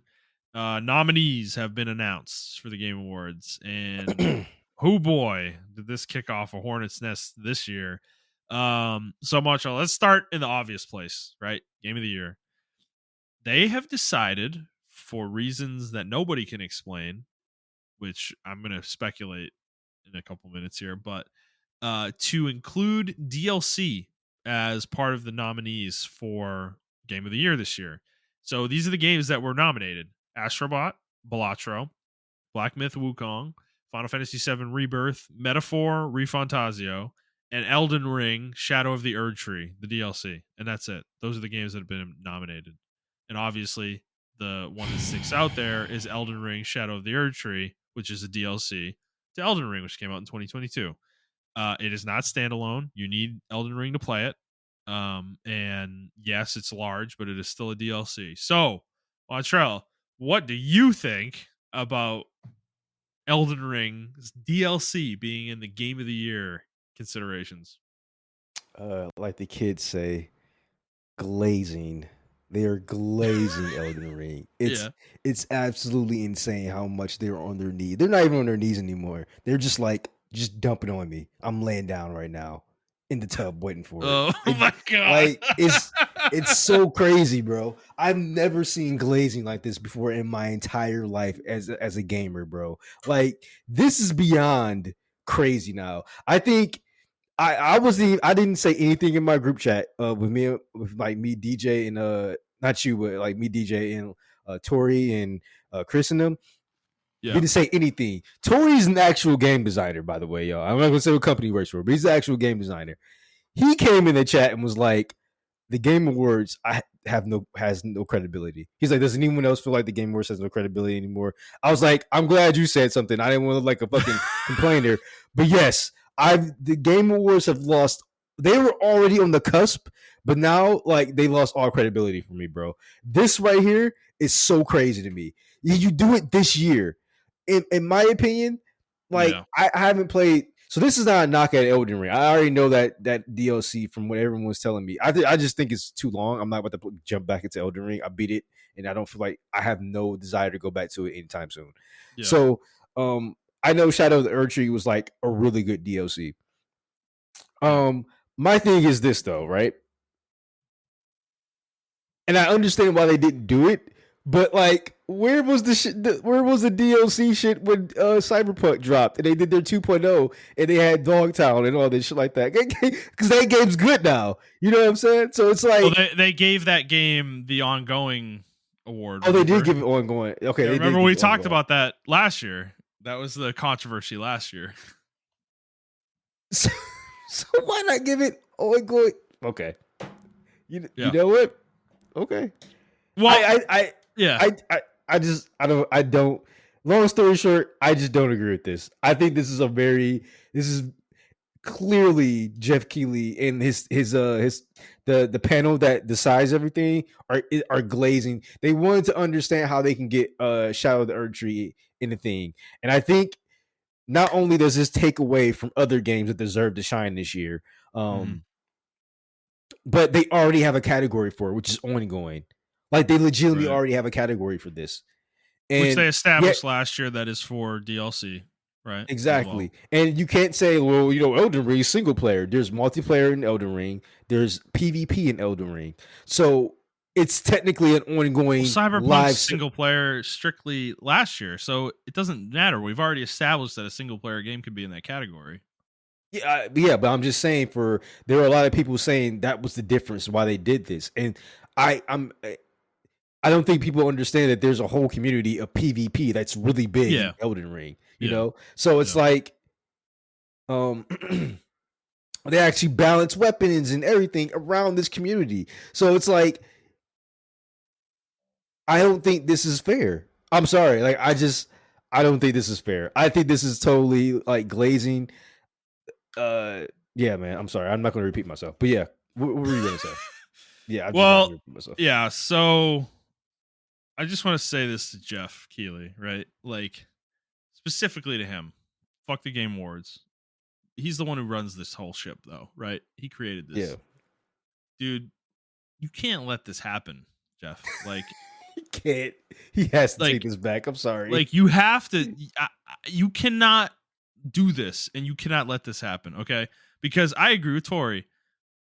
They have no credibility left. I think they were already bankrupt, to be frank, like up to this point. I don't really take these awards seriously. I never really have. We talk about them on the show because people care about it, but it's like, this is the end of it though. Like there's no credibility at all. Like this is, I was trying to think of an equivalent in like television or like movie awards. Like what would the equivalent of this be? And I don't think there really is one, unfortunately. There isn't. Because games are just a different medium, but it's, you don't, like when a movie gets nominated, it doesn't get nominated again when it comes out with like a director's cut or something. Like it's just like it came out already, okay? Elden Ring came out, Jeff. Like we gave it Game of the Year in 2022. What are we doing here? If this wins Game of the Year, bro, like if at the Game Awards, I'm gonna be hotly anticipating this when this shit is going, in a couple weeks. Like if this wins Game of the Year, like it's over. This is bullshit. Like this is complete bullshit.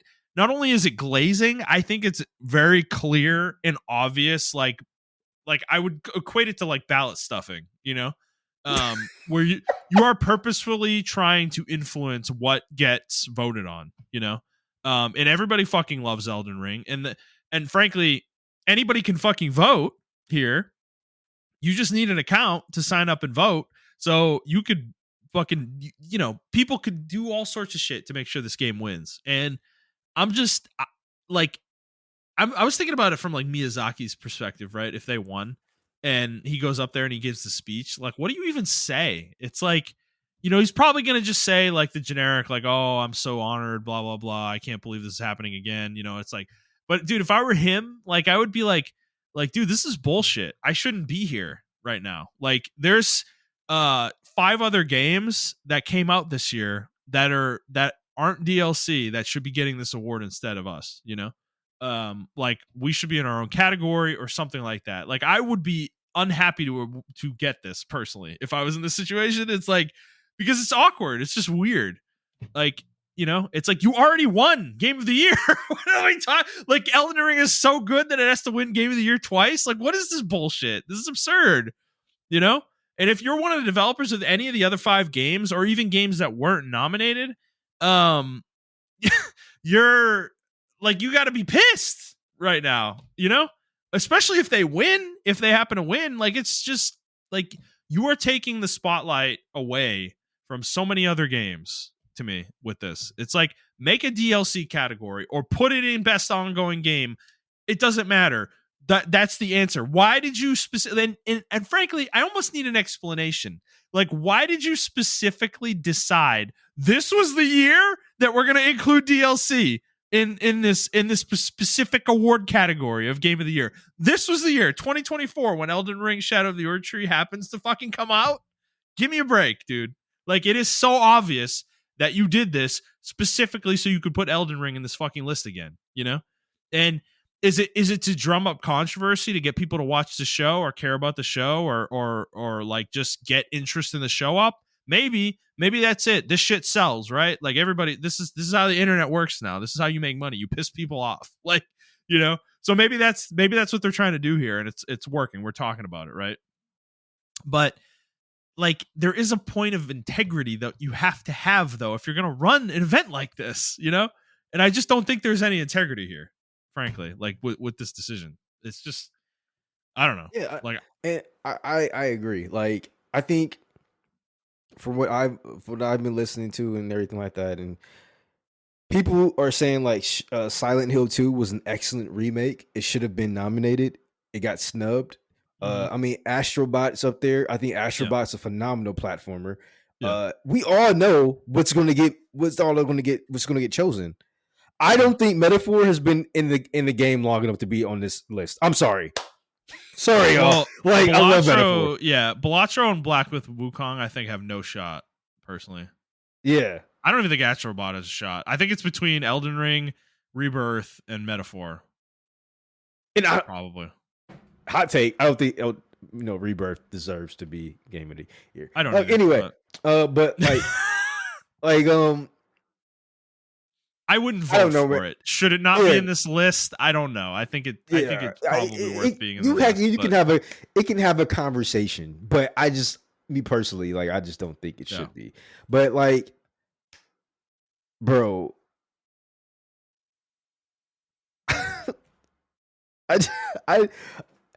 I'm even reading. You know, there's a problem when we were agreeing with Reddit. Reddit is even like Reddit is even like, this is a problem. Yeah. Like, this is an actual problem. And like, I was like, I've actually like locked down my Twitter. I don't even be on Twitter anymore. I be on Blue Sky. But when I was on Twitter, before, like, when this happened, there were some people glazing Elden Ring, saying like, well, it is a better game, and people like, that's not the point. The point is one Game of the Year already. Yeah, it's like, it's not the point. I don't care how good it is. It could be objectively the best thing anybody played this fucking year, but it's not a new game. Like, this is a slippery slope we're doing now, because now you can say like, what if Sekiro won Game of the Year, right? And then what if it came out with the Game of the Year edition that added DLC? Technically, that can go into the next Game of the Year, the next year. Right. You see what I'm saying? So now we're getting into very, very slippery territory, and it's like, he has to stop this, bro. I'm sorry, like, he has to put, like. If this wins Game of the Year, I think it's a farce. Yeah, I don't think people are going to take it like. No one's going to watch the next year's Game of the Year, bro. Like, I mean, people are still going to watch it. Don't get me wrong, but they're not going to take it as seriously or anything. Let's be real. Nobody's watching the Game Awards for the actual awards. Let's be real. Yeah, be totally real. It's all about the announcements. There's no way anybody's watching this shit for the awards. But there was some kind of accolade, some kind of title to holding Game of the Year, and for you to just like shit on that, in my opinion, you just took a huge dump on it with this, and you did it this year when the Elden Tree, Erd Tree, I'm sorry, came out. The DLC came out, and it's like that's not fair. Like it's very suspicious. Like I don't know, man. It's just you didn't do this last year. You did this year before. Yeah. And then I'm reading the list too, and it's like Helldivers wasn't even in the. I mean, Helldivers did get nominated, and Warhammer Space Marine 2 got nominated. I think those are. This is the first time I'm advocating for multiplayer games to get like game of the year, because those games are really fucking good, and like they got snubbed out of that spot.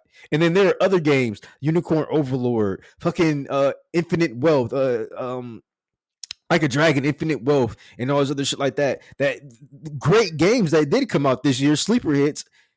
Like they're going to be, you know, not recognized. Now people were saying Stellar Blade should be on that list. Come on, guys. Like let's be honest. Yeah. I might end up saying Stellar Blade was my favorite game this year, but yeah, it's not. I don't think it's not game of the year. it's a really good game. I like it a lot, but it's I don't think it's of that caliber. You're getting the 2B DLC. I mean, no, but you know, hey man, she does look hot. That's all I gotta say. Yeah, I mean, these guys. Yoko Taro is definitely a guy. He's got a view of women for sure, and so does the director of Stellar Blade. They are gooners. They're just gooner bros, dude. It's so funny. This is totally so unrelated, but an article did come out like today. I should have linked you. I should have sent it to you. You know the fucking anime for Nier Automata. Yeah. Yoko Taro wanted the sex scene in there, and the producer was like, "No, bro, 2B wouldn't even do." What the fuck is, dude? He's such a gooner. What in the fuck, dude? What is wrong with him? Oh my god! It's like he's not even hiding it anymore. I love how you just embrace the gooners. We just like fucking. Yeah, I am. Well, yeah. You think he's gonna put one in the next game? No. Oh, for sure. Yeah. If Square allows it, he's gonna do it like 100%. How do you think people would react to that? Like where he goes all the way in on that? Because I feel like people might actually react poorly to it. Actually, I mean, like if it's in poor taste, you know. Yeah, and you know it's funny. Like Nier Automata and Nier Replicant have huge female fan bases. Right. Yeah, like one of my exes, she loves Nier Automata. So like, and then one of my friends, she loves Nier Replicant. So it's just like they have huge female fan bases. I don't know if they would want this or not, but I do know female fan bases too also can be gooners, like low key gooners, like the smut they read and shit like that. Like a lot of women read smut and shit like that. So, I mean, I don't know. It's a toss up, bro. It's a toss up. I think the only people that would get upset are like the virtue signally, you know, kind of like, you know, I don't want to say woke, but yeah, like the kind of virtue signal kind of woke people like, this is not what, you know, women, but it's like someone be like, actually, I do want that shit. And then, you know what I'm saying? So it's like, I don't know, you know? So I don't know. But getting back to Game of the Year, we got sidetracked there. Mm-hmm. Yeah, I don't know, man. I read some of the other announcements too. I did read the entire list and everything like that. I do agree with like actually the majority of the other picks. I kind of agree with. It's just this Game of the Year, bro, is like very very bad to me. This is probably one of the worst Game of the Year lineups I've ever seen in my entire life. And I'm not being like facetious or whatever. I'm being honest. Like this is a really bad lineup. I mean, weird. I think Balatro you got shit like there. Yeah, go ahead. I think Balatro belongs in there. Astrobot. I mean, you can make a case for Final Fantasy Rebirth, even though I played 30 hours of Metaphor. Like, I think it's way too early to say Game of the Year, in my opinion. I mean, I know people have already probably beaten the game and everything, but I just think it's too early. It's right on the line. I think this is the issue with this whole thing too, is the way the end of the year is handled for it. Yeah. So, but I mean, dude, you've got, you, like you said, Helldivers 2. You've got Animal Well. That was a really, I didn't play it, but like well regarded indie game that came out this year. Manor Lords, which this game was a fucking phenomenon earlier this year. That came out, which is a city builder, medieval city builder game. As well, you've got, I mean, all these games were snubbed basically in this category for a DLC. It's like one of them would have been there in its place, and that is unfortunate. Like you said, Space Marine 2, people have been fucking loving the shit out of that game. I don't think Stellar Blade should be in there, but it could have been potentially. You got Prince of Persia for earlier this year as well that came out. Oh yeah, see, like there's so many games that just, I don't know, it just came out, bro. Like, yeah, I mean, this was a good year. Oh, Dragon's Dogma 2. We forgot about that one too. Fuck yeah, I forgot about that. That was this year, dude. It's I'm going through the categories. It's only shown up in one, which was best RPG, so far. So, yeah, I don't know, man. It's oh yeah, Dragon Ball Sparking Zero. I mean, that probably wouldn't have been in Game of Year discussion, but yeah, probably would have won something though. I don't know. I just there are a lot of great games that even me and you didn't play that I still have on the back burner and everything like that. And I don't know. I think the Game of the Year one. I'm 90% sure that Shadow of the Erdtree is going to win Game of the Year. Like 90% sure. Yeah. And I feel the same way. It's either going to win. I mean, it'll win because people actually genuinely believe it's the Game of the Year, or it's going to win like ironically because everybody votes for it because they want to make sure that this wins so everybody sees it and how stupid this situation is. Like it's I don't know. Well, it's in two categories. It's in best game direction and Game of the Year. The best game direction list is like backup Game of the Year, isn't it? Like, it's so stupid. Like, it's the same list of games. Yeah, you're right. It is the same list of games. Stupid. And best adaptation. This is for TV. Arcane's in there. Is the whole season even out for Arcane? It will be out on the 23rd. What is that? What is that doing in here then? No, I mean, no, it's the first 6 episodes are out, and I think the last one would be the last batch would be on the 23rd. They did like 3 episodes per week or something like that. That's weird. But like, why is it in this? Why is it in here? Why is it even nominated? It's like, it's coming out so late. It's not even out yet. I'm looking at it right now. It's not even fully out yet. It's like, how do you vote for it? I don't know. Yeah, I don't even think Yakuza Like a Dragon's out yet. No. Yeah, it's not out yet, right? Am I crazy? I don't think so.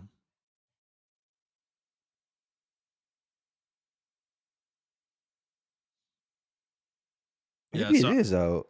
Is it out? I don't know, man. I have Amazon and I didn't see it. Usually it'll show up on my thing. That's weird. This is a stupid list. I mean, that category is really dumb. Best art direction, yeah, it's in there too. Yeah. Why don't we just make it the winner of every category? Best music score, I mean, it's definitely going to be Metaphor or Stellar Blade. It better be Stellar Blade. I haven't played Metaphor, so I don't know what the soundtrack. Stellar Blade soundtrack is so good, dude. Metaphor soundtrack though, it's up there, brother. Yeah. I'm telling you. I'm sure you're right, but man, I still listen to Stellar Blade soundtrack like now, So yeah, I think Stellar Blade may have a little bit of a one up on Metaphor. Metaphor, it went for a very like opera centric or orchestrate soundtrack. Mm-hmm. I like that, but I can see why it can probably lose to Stellar Blade. Stellar Blade's more modern and everything of that nature. So, yeah, I think the Stellar Blade one is really good. That one's gonna win. That one might be a toss up though. I think people are gonna vote for Metaphor. I think the thing with some of these weird awards like that, like best soundtrack, is I still think people vote for what they think the best game is, not necessarily what the award is, for. Know. So people are gonna be like, well, Metaphor's a better game. I'm gonna vote for that, Yeah, because wasn't Xenoblade 3 in best score and it lost, right? Yeah, which is a fucking like what it's absurd. I don't even remember the other games that it was like what it lost to was a fucking joke, dude. Like I think wasn't it like God of War or something? Like Ragnarok? It was God of War. Wasn't it Ragnarok? That's an absolute that is an absolute fucking travesty that shit happened. Like give me a fucking break. I can't believe you're right. It was God of War because we were pissed about that shit. Xenoblade Chronicles 3 soundtrack smashes Ragnarok's into the fucking sun. It's like, not even the best soundtrack. That's what's so crazy about it. It's so stupid. That's such. It's not even the best soundtrack in the franchise. That's my point. There's no credibility here, Montrell. Okay, there's no credibility. There hasn't been. Bullshit. I honestly think they're gonna get best audio design to Hellblade 2. It has to win something. All that money spent. Oh my god! Whatever. We need to give them a pity award. But best esports game this year. So your normal games are here: Counter-Strike 2, Dota 2, League of Legends, Valorant, and then something called Mobile Legends Bang Bang. What? What is this game? Mobile Legends Bang Bang? I don't know. It sounds like a porn game. How sad is it that Overwatch 2 isn't in that list? It's like, all right, GG. Oh my god. Looks like League. Yeah. Oh, is it really? Is it like a League clone? Oh my god. Hold on, let me look at the gameplay real quick. Let's go over to that, dude. Let's play some ranked and Bang Bang. What is it? Mobile Legends. Dude, Bang Bang. It looks just like League. Oh my fucking god. Oh no. Like, did they do the health bars with the pips and all that and stuff? Yes! Like same shit. Okay. The jungle looks just like League's jungle, bro. Oh no. Oh no. I need to look at this. It literally looks like mobile League of Legends, but like it looks like the great value version of mobile League of Legends. Yeah. Great value. Great value. Hold on, let's get into the. Oh my god, you're right, bro. What is this? Holy shit! What in the flying fuck am I looking at right here, dude? Oh my god, I can't with this shit. You get 300 gold when you kill people too. It's literally copying like the gold bounties and shit. Oh my god, what the fuck is this? Oh no. Oh no. Dude, I want this game to win. Just so this award can lose credibility. Like I want this game to win so bad. Riot as a wake-up call that they lost to a clone in like best esports game. Like give me a break. Dude, this game is so broken. I'm watching like a preview match of this or a match of this right now. And this dude is level 9 and the enemy team is like level 2. Like he's like two-shotting them. It's fucking dumb as shit, dude. Oh my god. Oh, this is funny. This is super funny, man. Well, Mobile Legends Bang Bang. I hope you win. I hope you win best esports game so Riot will wake up from their fucking stupor. And they have 2 in the category too. They have Valorant and League of Legends. Wouldn't that be embarrassing? That'd be embarrassing to everybody in that category if that game won. Oh man. All right. Well, yeah, Elden Ring. You heard it here first. It's gonna be game of the year. It's gonna win. 100%. Best esports team. That's kind of weird. That's a weird category too. Yeah, it is.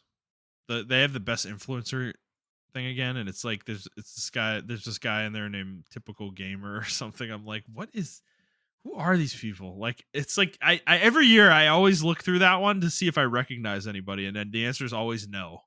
You know, I'm like, I don't know. Like, am I completely out of tune with the gaming culture at this point?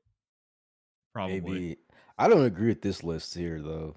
Best action game. I don't understand why Helldivers 2, and I guess you can make a case for Space Marine. I don't think it should be in there either. Black Ops action game. Best action game. They only Black have two. Ops and Helldivers are shooters. So Space Marine. I mean, you can do melee shit in there, but yeah, I consider it a shooter. Maybe there weren't enough good FPS/action games this year, and they felt like they needed to like combine the categories. But you got Stellar Blade and Black Myth Wukong. Black Myth Wukong. I feel like you could have included like Prince of Persia here in action game as well, or like Tales of Kinzara Zhao or something. They're Best action adventure game, Star Wars Outlaws over Prince of Persia. Okay, yeah. You know what? Oh no, Prince of Persia's in there. It's in there. Prince of Persia's in there. Yeah. Silent Hill 2 is not an action adventure game. Oh my fucking god. Okay, I'm done looking at this. Well, there's no horror category either, right? So, but it's not an action adventure. They gotta put it somewhere, man. I guess, man. I don't know. I don't play Silent Hill 2 for the gritty action in there. Like, I play it because I want to get fucking scared, bro. Like, what the fuck? Yeah. Hey, at least the ongoing action in that game is you hit someone with the fucking shovel. That's the action in fucking. No, Silent Hill 2. I heard that it's actually got a lot of like gunplay and stuff in there. I mean, I mean that, but like, I don't know, man. It's kind of crazy. This year is kind of crazy. I don't know. You make these categories, and like, where's the RTS category at, bro? You know? There's a strategy/sim category. I don't know why those are combined, but I think it was strategy/sim. I think. Hold on, let me find it. Action, adventure, RPG, fighting, family, sim, strategy. Yeah, I don't know why these are combined together. They don't know why it's combined together. They just don't respect it. I don't know, man. Jeff Keighley has to do a better job at this. And the reason why I'm like getting on him is because he's the one who, like, Well, he runs the show. Yeah. Come on, Jeff. Get it together, man. You can't let this happen, man. Like, if you can't let Elden Ring win, like why did they even open it up to this, to this nonsense? I don't know, dude. I just it is what it is. I mean, my prediction is that it is going to win. I think it's going to win like 3 categories, bro. 2 or 3 categories. I think it's going to win any category it's in. It's one of those games. Yeah, that's crazy. I can't believe they're doing this. He has to stop this, man. He has to stop this. Yeah. Nothing's. I mean, I'm gonna be honest though. Now that you reminded me of the 2022, nothing's worse than Ragnarok's soundtrack beating Xenoblade Chronicles. It's like unbelievably offensive. Like, I'm sorry. Like, the God of War remake games, like, they have okay soundtracks, right? There's one song in particular from God of War 2018 that's really good. It's the one where you fight the stranger, boss. I think that song is really good. It's excellent in the scene that it's used in as well. But I think there's a lot of really good like atmospheric music in those games, but as a soundtrack, like, I don't think they even hold a candle to Xenoblade. Sorry, any of the Xenoblade games, like 2, X, 1, 3, any of them, like, they're all better than the God of War games, both of them. So I don't know, but I am a self-proclaimed Xenoblade Chronicles fanboy, so take my opinion with a grain of salt. But I just don't think that means anything. I don't know, man. Even if you are a fanboy, that soundtrack is really fucking good. Over God of War, I played both of them, and it's just like, I don't know. I feel like other games in that category probably could have won as well, but whatever. What do I know, man? All right. Well, Yeah, I mean, we'll see what happens. Certainly, we will cover it here on the show for sure. So, oh yeah, I forgot about best music, dude. Final Fantasy VII's in there too. Rebirth. Yeah, what are we talking about? That's gonna win. Forget about Stellar Blade or Metaphor. I don't think Final Fantasy VII's gonna win. I think it will because there's just a lot of really creative remixes of old tracks and stuff in there. And as much as I don't like love it, this sheer volume of music that came out of that game is fucking insane. Square Enix spent a lot of money to make that soundtrack, so I don't know. But all right, well we'll cover this in a few weeks when the Game Awards happens. I think it's happening on the 11th or 12th of December, I want to say. Something along those lines, so we'll have that in a few weeks. But Montrell, is there anything else you want to talk about before we go today? Nope, that's it for me. All right. Well, everybody, if you like this episode, please like the show, review the show, and subscribe to the show on whatever feed you're listening to it on. And please subscribe to us on YouTube. If you'd like to interact with us on Twitter, you can do so at iTrap for the Hokage for Montrell. That is the number 4, not the word. I'm at Thundernut01, and the show is at The Player's Take. You can send us a question on Twitter, or you can send us an email to theplayerstake01@gmail.com. Just a reminder once again, we will be taking next week off, so we will see you guys in 2 weeks. And for those of you in the U.S. Who celebrate Thanksgiving, we hope you have a happy Thanksgiving and a good holiday. Yeah, we hope you guys enjoyed this one. We'll see you next 2 weeks.